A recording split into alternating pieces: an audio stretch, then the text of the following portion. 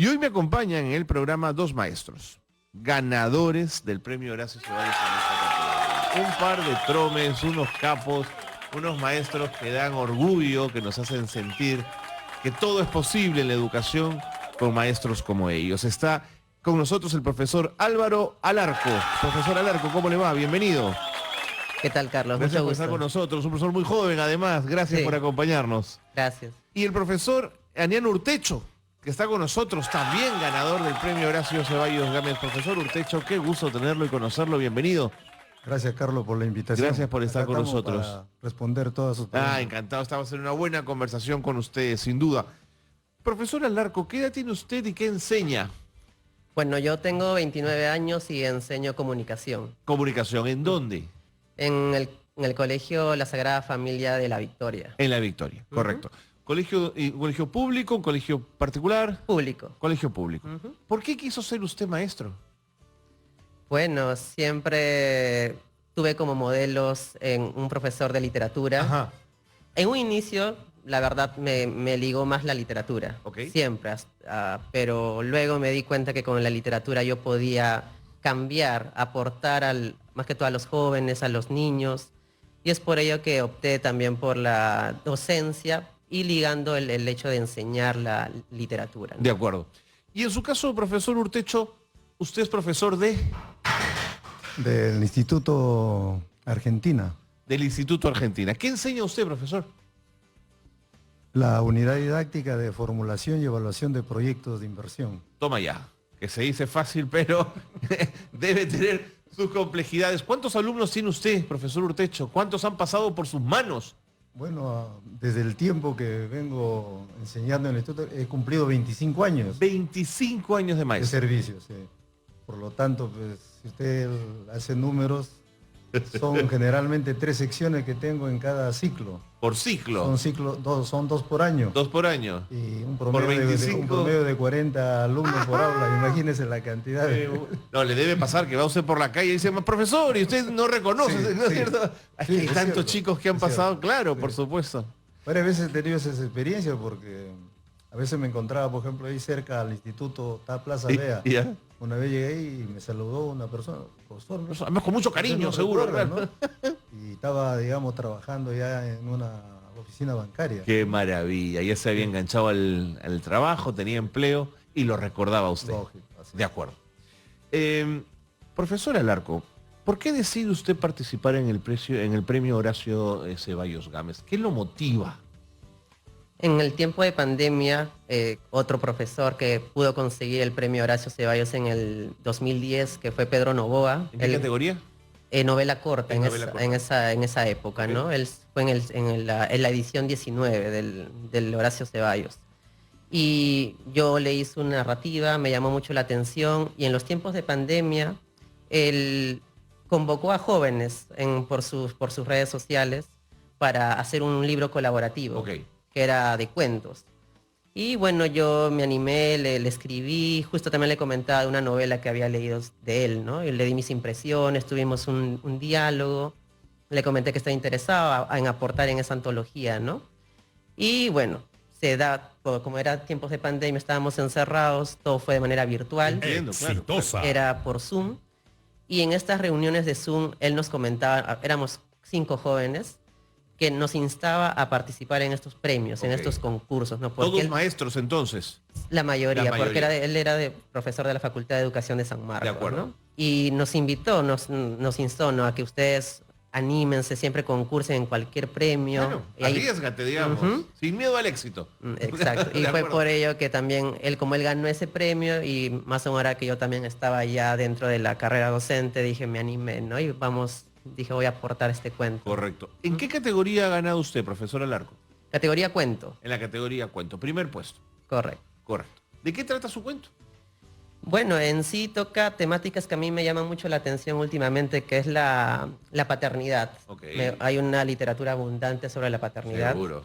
Eh, ¿Es usted un joven padre? También. Ok. Sí, pero siempre se ha visto este conflicto con el padre. Hay mucha literatura del conflicto padre-hijo, pero últimamente hay una narrativa que está saliendo de que es el padre que ama, que adora a su hijo, que da Sí. todo se desvíe por el hijo. Sí. Y eso uno de los puntos de mi cuento trata ello, no hay padres conflictivos con el hijo, pero también hay un padre que también es docente, que está también con muchas dudas en su cabeza porque va a ser padre por primera vez. Y también está abordada en el cuento. Son uno de los temas, ¿no? De acuerdo, de acuerdo. Profesor Urtecho, le quiero preguntar a usted lo mismo, pero antes tengo para compartir con ustedes algunos videos de docentes que también participaron del premio Horacio Ceballos Gámez. Y los tenemos aquí, vamos a escucharlos. Hola, soy el profesor Carlos Raúl Ballenas Enmache. Vengo de la región Lambayeque, Chiclayo, del distrito de Pimentel. Exactamente del Colegio Militar Elías Aguirre de Pimentel. Y soy ganador del primer lugar con mi trabajo Igualdad de Género y Conciencia Ambiental. Ahí estaba el profesor Ballena, que ganó también uno de los premios de la noche de ayer. Profesor Urtecho, ¿usted en qué categoría gana? En innovación pedagógica en Instituto de Educación Superior. Innovación pedagógica. Primer puesto, ¿verdad, profesor Urtecho? Sí. ¿Cuál era la innovación que usted planteó? Mire, un poco de antecedentes. Por favor. Un poco de antecedentes. Hay un problema global que afecta, digamos, a los emprendedores. Según el Monitor Global de Emprendimiento, 7 de cada 10 emprendimientos en etapa temprana no logran consolidarse. O sea, en otros términos, existe casi un 70% de fracaso, claro, en el emprendimiento. Claro. ¿no? Según estudios de varios especialistas, atribuyen causas como la falta de financiamiento, de la falta de capacitación, ¿no? Entre otras, ¿no? Pero nadie abordó el problema, digamos, desde el punto de vista que yo lo consideré, de que para mí estaba, digamos, en el proceso de la metodología. ¿no? Entonces, la innovación justamente se da en ese terreno, una innovación en la metodología, ¿no? Frente a la metodología tradicional, yo planteo una metodología Lean, o sea, una metodología completamente disruptiva, ¿no? Que parte por el principio de abandonar el tradicional plan de negocios, ¿no? Y trabajar en base a modelos ágiles. Dentro de interesante. Claro, entonces en eso quiere decir que nuestros estudiantes, por ejemplo, se demoran, digamos, hacen una investigación previa. Por supuesto, investigación de mercado, previa, claro.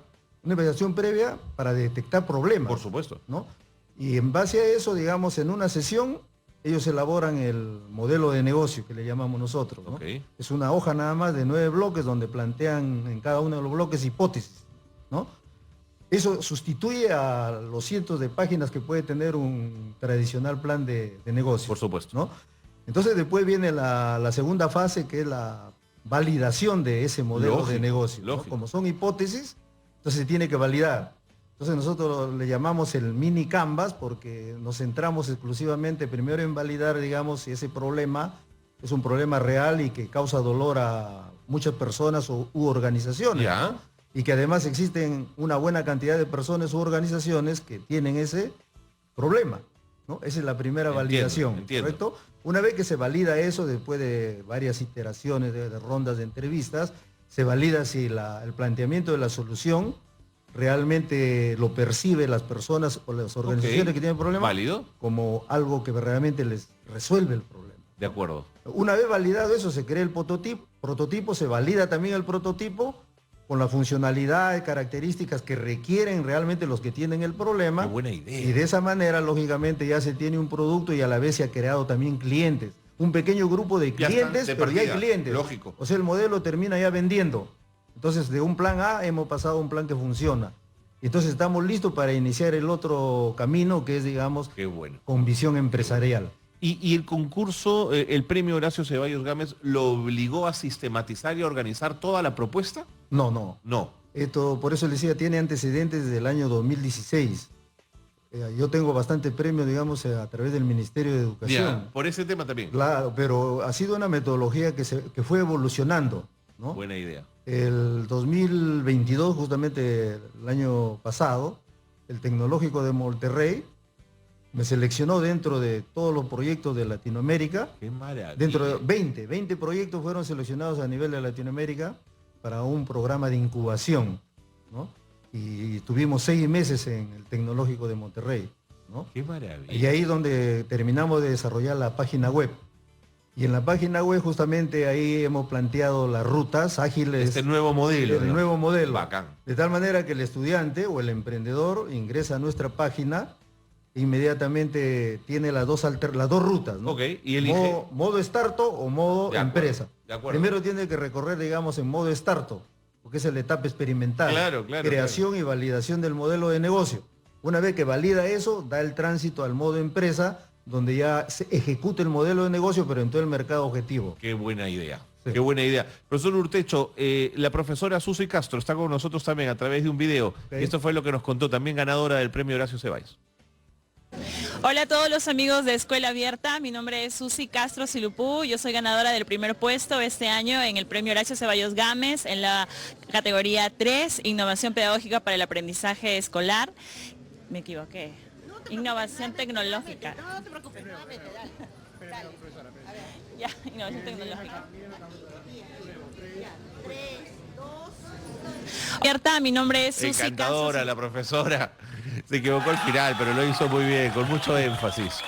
Profesor Alarco, profesor Urtecho, me tengo que ir a la pausa, son las 12:14, no se vayan todavía, tengo un par de preguntas más que hacerles, agradeciéndoles profundamente que se hayan animado a estar con nosotros y reconociéndoles que hayan sido ustedes ganadores del premio Horacio Ceballos en su 30ª edición, además, que sin duda es emblemático. Volvemos para seguir conversando. Ok. Quédense con nosotros, esto es Escuela Abierta.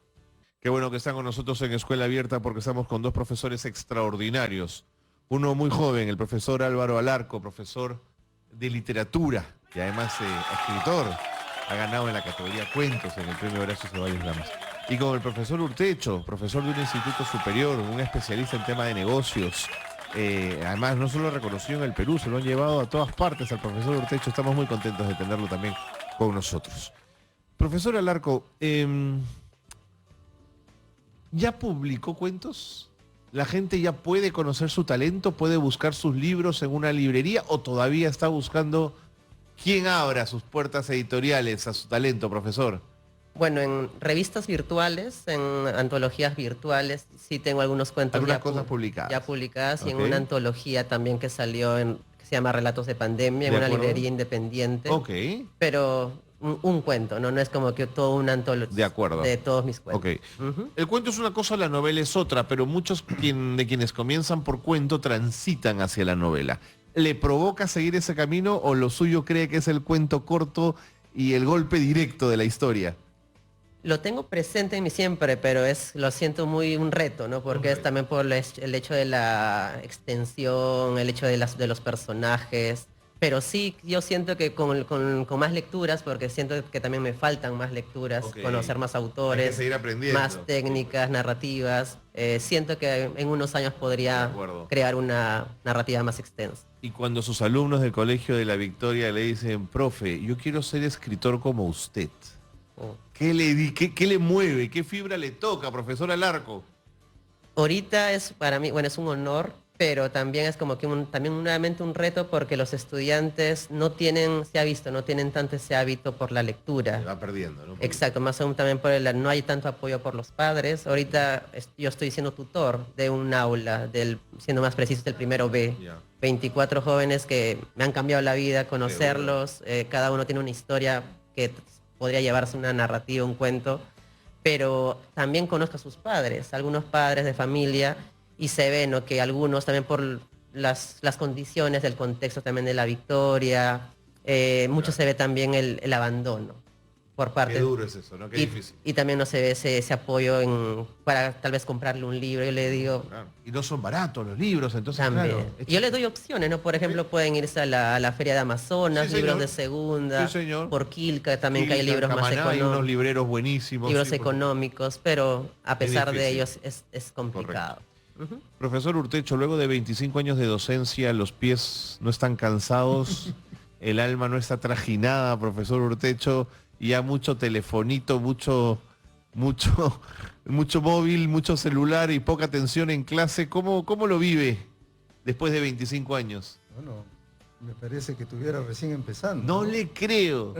Es la verdad porque justamente en estos últimos años es donde más estamos trabajando, digamos, en equipo, Estamos haciendo estas propuestas, como le digo, a nivel internacional. Claro, que lo han renovado a usted y le han dado más. Estamos a un claro. paso de patentar, digamos, ¡Qué maravilla! la metodología. ¿Se imagina que la compre una grande? Y algunas plantillas que hemos creado también en Excel, que son completamente revolucionarias, ¿no? Que le permiten al emprendedor, en celdas que lo hemos, digamos, puesto en color amarillo, Sí. son las únicas celdas que él puede agregar información que hace un estudio previo. Buenísimo. Él ingresa información ahí o selecciona. Buenísimo. Todo lo demás lo hace la plantilla. Profesor, solo para lo tributario, que un emprendedor sepa dónde poner ingresos y que de pronto todo se distribuya, Así es es. un paso extraordinario. De pronto la inteligencia artificial lo va a ayudar mucho en ese proceso, Sí, estamos profesor también Urtecho. por integrar a nuestra plataforma inteligencia artificial. Claro que sí, Sí. claro que sí. Bueno, el tiempo me ha ganado, pero quiero decirles gracias y enhorabuena por ser maestros. Gracias por ser maestros y creo que lo que infunden en sus chicos debe ser absolutamente maravilloso. Muchas gracias por haber estado con nosotros. La educación en el Perú cambiaría si tuviéramos más maestros que profesores. No, por supuesto. El maestro es otra cosa. Muchas gracias. Gracias por haber estado. Qué maravilla tener buenos maestros en nuestro país. Y acá hay dos de ellos. Álvaro Alarco y Aniano Urtecho han estado con nosotros en el programa. Pero para que ellos ganaran, tuvo que haber detrás un jurado de peso. Se los presento.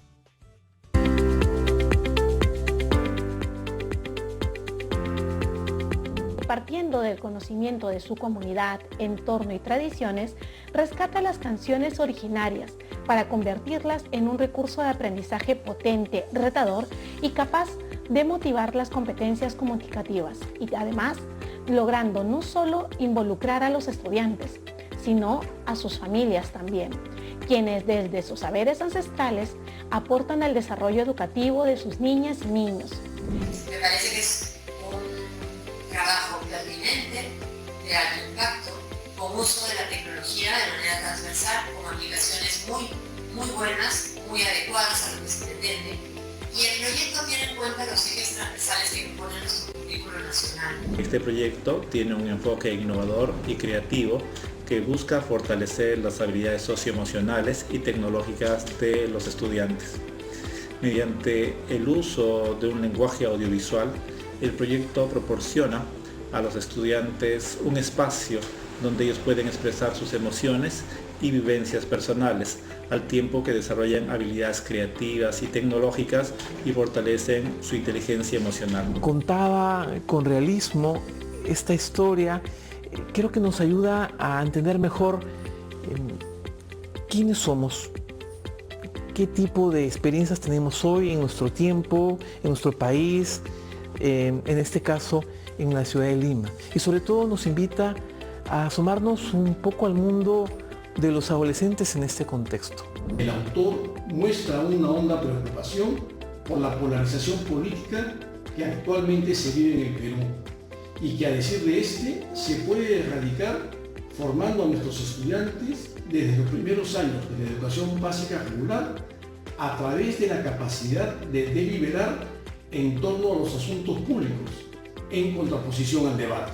Un libro de gran invención que nos evidencia a un autor o a una autora de mucha proyección. A través de la figura del Muki logra brindarnos un viaje sensitivo por la geografía llena de montañas y minerales, así como la historia de nuestro país. Se demarca de la tradición oral y logra reinventar en clave contemporánea la mitología andina. Debo reconocer que esta pintura llamó mi atención desde el primer momento que la vi. Fue una impresión repentina como una explosión de luz y color. El autor, con un manejo óptimo de la composición y el espacio, nos invita a recorrer los distintos elementos de este cuadro. Un grupo de personas, hombres, mujeres, niños, faenando en alguna playa de la costa norte peruana, luchando incluso con técnicas ancestrales por su diario sustento, como sucede en el resto del país.